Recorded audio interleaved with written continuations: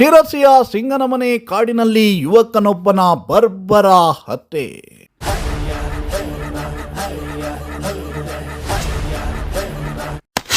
ಕೊನೆ ಕೊಯ್ಯುವ ಕತ್ತಿಯಿಂದ ಕತ್ತು ಕೊಯ್ದು ಕೊಲೆ ಮಾಡಿದ ರಕ್ಕಸ.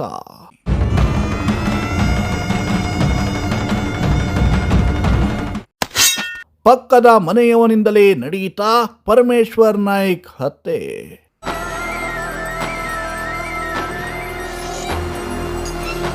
ಎಸ್, ಸೈಲೆಂಟ್ ಆಗಿದ್ದ ಶಿರಸಿಯಲ್ಲಿ ಕ್ರೈಮ್ ರೇಟ್ ಹೆಚ್ಚಾಗುತ್ತಿರುವ ಬಗ್ಗೆ ನಿನ್ನೆಯಷ್ಟೇ ನಿಮ್ಮ ಶಿರಸಿ ನ್ಯೂಸ್ ವರದಿ ಮಾಡಿತ್ತು. ಅದರ ಬೆನ್ನಲ್ಲೇ ಇದೀಗ ಮತ್ತೊಂದು ಭಯಾನಕ ಸುದ್ದಿ ಹೊರಬಿದ್ದಿದೆ. ಗುರುವಾರ ರಾತ್ರಿ ಶಿರಸಿಯಲ್ಲಿ ಮತ್ತೊಂದು ಭೀಕರ ಕೊಲೆ ನಡೆದು ಹೋಗಿದೆ.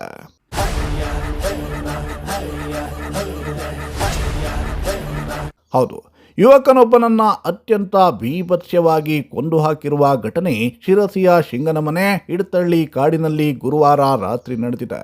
ಪಕ್ಕದ ಮನೆಯವನಿಂದಲೇ ಯುವಕನ ಕೊಲೆ ನಡೆದಿದೆ ಎನ್ನಲಾಗಿದ್ದು, ಕೊನೆ ಕೊಯ್ಯುವ ಕತ್ತಿಯಿಂದ ಕುತ್ತಿಗೆಯನ್ನ ಕೊಯ್ದು ಹತ್ಯೆ ಮಾಡಿದ್ದಾನೆ. ಕೊಲೆಯಾದ ವ್ಯಕ್ತಿಯನ್ನ 33 ವರ್ಷದ ಪರಮೇಶ್ವರ್ ನಾಯ್ಕ್ ಎಂದು ಗುರುತಿಸಲಾಗಿದೆ.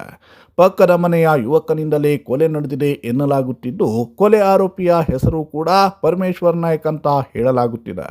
ಸದ್ಯಕ್ಕೆ ಕೊಲೆಗೆ ನಿಖರವಾದ ಕಾರಣ ಏನು ಎಂಬುದು ತಿಳಿದು ಬಂದಿಲ್ಲ.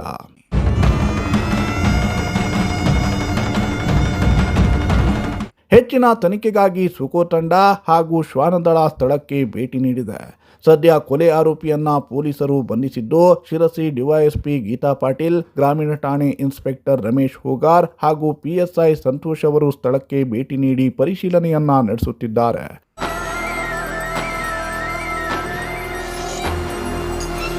Bureau report, Sirsi news.